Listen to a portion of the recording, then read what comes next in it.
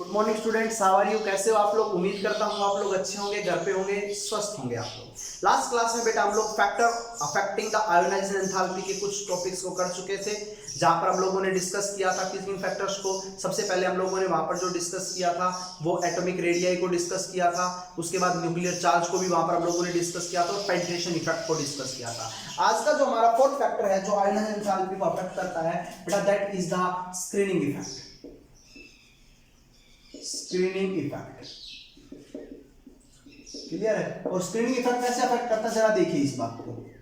क्या है, मान लो मेरे पास एक न्यूक्लियस है और इस न्यूक्लियस के बाहर क्या कर रहे हैं बेटा, इलेक्ट्रॉन्स रिवॉल्व कर रहे हैं। इस प्रकार से इलेक्ट्रॉन्स रिवॉल्व कर रहे हैं, तो इस इलेक्ट्रॉन का इस न्यूक्लियस के ऊपर कोई ना कोई फोर्स ऑफ अट्रैक्शन होगा। इस इलेक्ट्रॉन का इस न्यूक्लियस के साथ ऊपर कोई ना कोई फोर्स ऑफ अट्रैक्शन होगा और इस इलेक्ट्रॉन और इस इलेक्ट्रॉन के बीच में कोई ना कोई फोर्स ऑफ रिपल्सन होगा। समझ में आप लोगों को बात? तो फोर्स ऑफ रिपल्सन होगा तो क्या करेगा, जितना इस इलेक्ट्रॉन का इस न्यूक्लियस पर फोर्स ऑफ अट्रैक्शन लगना चाहिए उतना फोर्स ऑफ अट्रैक्शन यहां पर नहीं लग पाता। क्यों? क्योंकि ये इलेक्ट्रॉन इसको वापस क्या कर रहा है बेटा, रिपेल कर रहा है। समझ गए? और रिपेल कर रहा है तो ये इलेक्ट्रॉन जितना फोर्स ऑफ अट्रैक्शन लगाना चाहिए था न्यूक्लियस से उतना नहीं लगा पाता, और इसी को बेटा हम लोग क्या बोलते हैं, स्क्रीनिंग इफेक्ट बोलते हैं। क्या बोलते हैं बेटा, स्क्रीनिंग इफेक्ट। मींस इस इलेक्ट्रॉन ने क्या किया, इस इलेक्ट्रॉन बाहर वाले इलेक्ट्रॉन्स के लिए स्क्रीन क्लियर कर दी, स्क्रीन लगा दी यहां पर कि भाई तू अगर स्क्रीन लगा दी अब तू आ जाए, इसके ऊपर कैसे अटैक करेगा। तो जितना फोर्स लगना चाहिए, मतलब जितना इसका न्यूक्लियर चार्ज होना चाहिए उतना न्यूक्लियर चार्ज नहीं लगेगा। तो क्या लगेगा बेटा, इफेक्टिव न्यूक्लियर चार्ज। उसको हम कौन, जो जितना चार्ज लगेगा उस चार्ज को कौन सा चार्ज बोलेंगे, इफेक्टिव न्यूक्लियर चार्ज। और जेड इफेक्टिव जो होता है बेटा वो क्या होता है, न्यूक्लियर चार्ज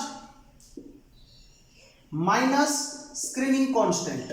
अगर मैं उसके अंदर से स्क्रीनिंग कांस्टेंट सिग्मा की वैल्यू को अगर घटा देता हूं तो वो जो चार्ज आता है that is the Z effective, that is known as the Z effective. Clear आप लोगों को? तो न्यूक्लियर चार्ज और इफेक्टिव न्यूक्लियर चार्ज में क्या डिफरेंस है, क्लियर पता चल गया आप लोगों को? न्यूक्लियर चार्ज तो जो इलेक्ट्रॉन्स का न्यूक्लियस के साथ फोर्स ऑफ अट्रैक्शन लग रहा है that is nuclear charge. Clear है? लेकिन अंदर वाले इलेक्ट्रॉन बाहर वाले इलेक्ट्रॉन्स को रिपेल भी कर रहे हैं, तो जितना चार्ज लगना चाहिए था इलेक्ट्रॉन का न्यूक्लियस पर उतना नहीं लग रहा। कब लगता है, जिसको हम लोग इफेक्टिव न्यूक्लियर चार्ज बोलते हैं। क्लियर आप लोगों को? तो अब बताओ मुझे, अगर यहां पर स्क्रीनिंग इफेक्ट लग रहा है इस इलेक्ट्रॉन के साथ, तो जितना फोर्स ऑफ अट्रैक्शन लगना चाहिए था इस इलेक्ट्रॉन का न्यूक्लियस साथ उतना लगेगा नहीं लगेगा। मतलब यहां पर फोर्स ऑफ अट्रैक्शन क्या है, कम है, और फोर्स ऑफ अट्रैक्शन कम है तो आयोनाइजेशन एंथैल्पी भी कम होगी। समझ में आ गई आप लोगों को? तो बात क्लियर है, स्क्रीनिंग इफेक्ट अगर इंक्रीज होता है तो आयोनाइजेशन एंथैल्पी घट जाती है। समझ में आ गई आप लोगों को? आयोनाइजेशन एंथैल्पी घट जाती है। क्लियर है? घट क्यों जाती पता नहीं, क्योंकि सर जितना फोर्स ऑफ अट्रैक्शन लगना चाहिए था उतना लग नहीं पा रहा है, तो लग नहीं पा रहा, जिसका मतलब हम लोग कहेंगे कि आयोनाइजेशन एंथैल्पी वहां पर क्या हो जाती है बेटा, घट जाती है। क्लियर है आप लोगों को यहां तक की बातें? सो नेक्स्ट देखते हैं बेटा दूसरा इफेक्ट, और वो इफेक्ट कौन सा हमारा जरा देखिए उसको भी। That is the electronic configuration. कौन सा बेटा, इलेक्ट्रॉनिक कॉन्फ़िगरेशन। बेटा आप लोगों को इस बात का पता है, क्या पता है कि कोई चीज हाफ फील्ड और फुल्ली फील्ड है या फुल्ली फील्ड है, कोई ऑर्बिटल्स इलेक्ट्रॉन्स के, तो उनकी क्या होती है, मैक्सिमम स्टेबिलिटी होती है। कैसी स्टेबिलिटी होगी बेटा, मैक्सिमम स्टेबिलिटी होगी। और अगर मैक्सिमम स्टेबिलिटी है तो क्या वो अपनी स्टेबिलिटी को कभी लॉस करना चाहेंगे, नहीं करना चाहेंगे। लेकिन अगर वहां से हम लोगों को अगर इलेक्ट्रॉन निकालना है स्टेबिलिटी के अंदर से, तो हम लोगों को क्या देनी पड़ेगी, लार्ज अमाउंट में एनर्जी देनी पड़ेगी, और जितनी ज्यादा हम लोग उसको एनर्जी देंगे तो इसका मतलब हमारी आयोनाइजेशन एंथैल्पी की वैल्यू भी ज्यादा होगी। समझ में आई आप लोगों को? फॉर एग्जाम्पल देखिए, नाइट्रोजन और oxygen, nitrogen 1s2 2s2 2p3, oxygen 1s2 2s2 2p4। P के अंदर बेटा यहां पर 3 इलेक्ट्रॉन से हाफ फील्ड भरा हुआ है पी, और यहां पर पी बेटा 4 है, हाफ फील्ड से एक ज्यादा। तो बताओ कहां से इलेक्ट्रॉन निकालना आसान होगा, नाइट्रोजन के अंदर से इलेक्ट्रॉन निकालना आसान होगा या यहां से ऑक्सीजन के अंदर से, ऑक्सीजन के अंदर से इलेक्ट्रॉन निकालना आसान होगा। क्यों? क्योंकि जैसे ही ऑक्सीजन अपना इलेक्ट्रॉन निकालेगा ये भी क्या हो जाएगा बेटा, बताओ, हाफ फील्ड हो जाएगा। क्लियर है आप लोगों को? तो O कि जो ऑक्सीजन की जो फर्स्ट आयोनाइजेशन एंथैल्पी है डेल्टा IH1 वो क्या होती है, कम होती है as comparison to nitrogen. Clear है आप लोगों को? तो नाइट्रोजन से निकालना मुश्किल था क्योंकि सर ये हाफ फील्ड था, मैक्सिमम स्टेबिलिटी थी, लेकिन यहां पर ये इलेक्ट्रॉन निकालना चाहेगा बाहर। क्यों? क्योंकि सर अगर ये इलेक्ट्रॉन निकाल देगा तो ये भी क्या हो जाएगी, हाफ फील्ड हो जाएगी।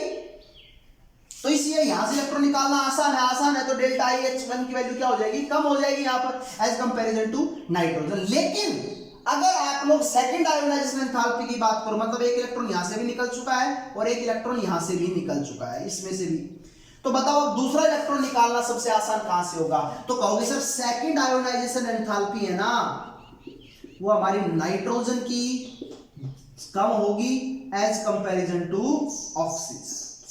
रीजन पता चल गया होगा।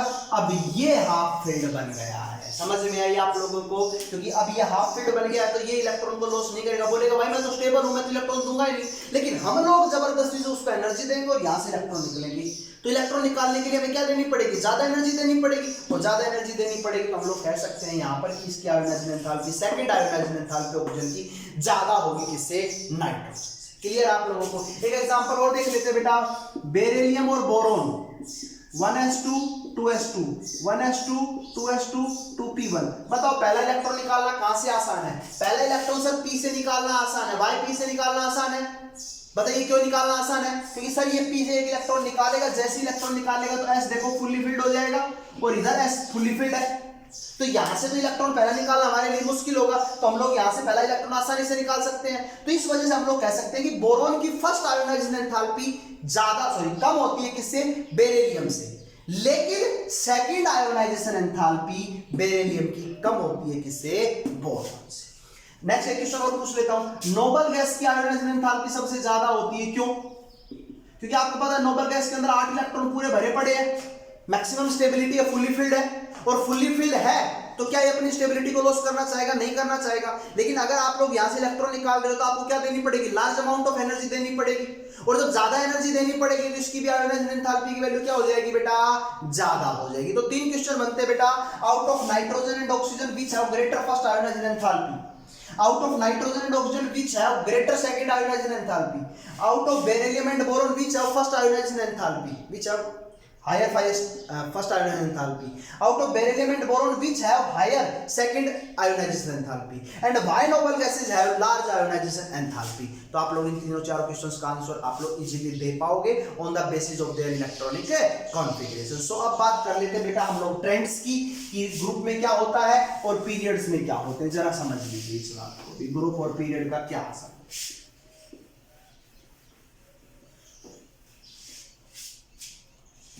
ग्रुप और पीरियड,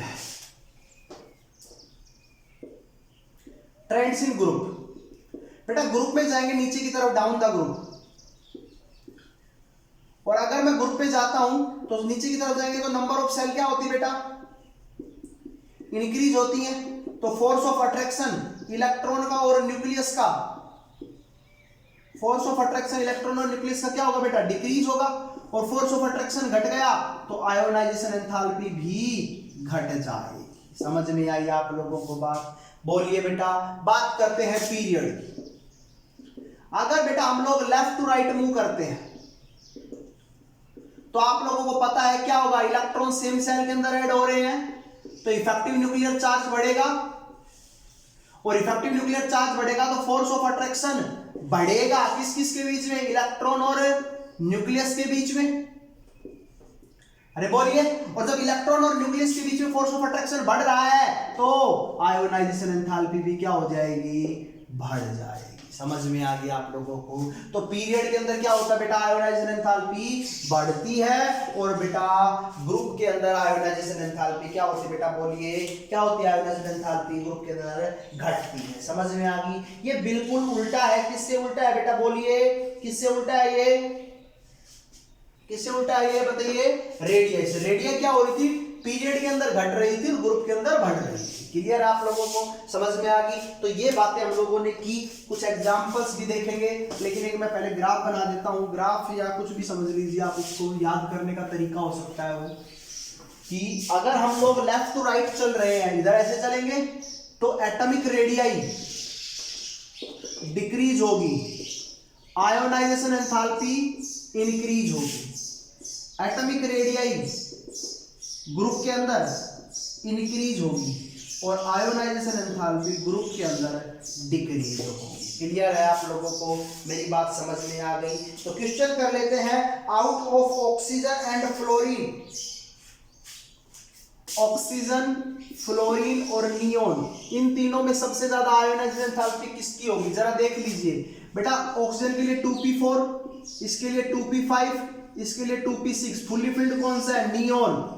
अरे बोलिए फुल्ली फिल्ड कौन सा है? नियोन। तो इसलिए हम लोग क्या करेंगे, यहाँ पर नियोन की आयोनाइजेशन एंथैल्पी सबसे ज्यादा होगी, क्योंकि एक्स्ट्रा स्टेबिलिटी है, फुल्ली फिल्ड है, और फुल्ली फिल्ड है तो एक्स्ट्रा स्टेबिलिटी, और एक्स्ट्रा स्टेबिलिटी होने की वजह से ही हम लोग कह सकते हैं कि नियोन की क्या होगी बेटा, यहाँ पर आयोनाइजेशन एंथैल्पी सबसे ज्यादा होगी। क्लियर है आप लोगों को? समझ में आ गई आप लोगों को बात? क्लियर है? पक्का? सो ये बेटा हमारे कुछ ट्रेंड्स थे ग्रुप और पीरियड के अंदर, आप लोगों को देखने हैं। मैं इनके साथ कुछ क्वेश्चंस भेजूंगा इन वीडियो के साथ, तो आप लोगों को उन क्वेश्चंस को भी सोल्व करना है। Okay, thank you, have a nice day.